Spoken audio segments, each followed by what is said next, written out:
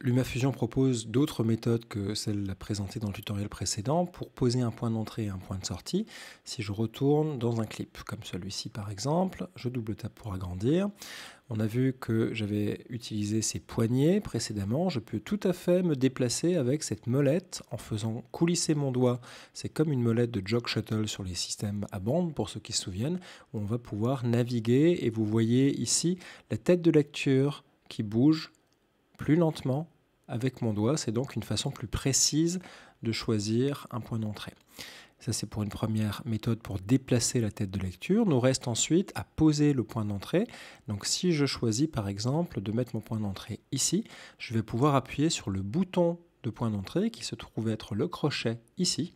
Et vous voyez que ma sélection s'est raccourcie, que mon point d'entrée s'est déplacé à cet endroit-là.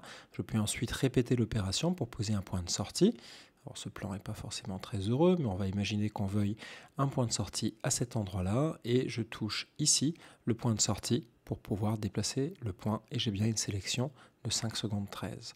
Dernière chose, vous pouvez déplacer précisément votre tête de lecture, image par image, si vous faites coulisser votre doigt sur la vignette. À cet endroit-là, comme ceci, vous voyez que vous avez un +1 qui apparaît.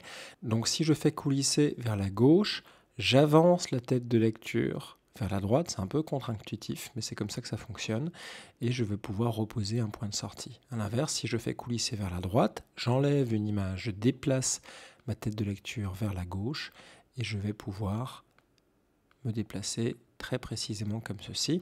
Ça pourrait être pratique notamment pour les raccords ou pour des points de montage très précis.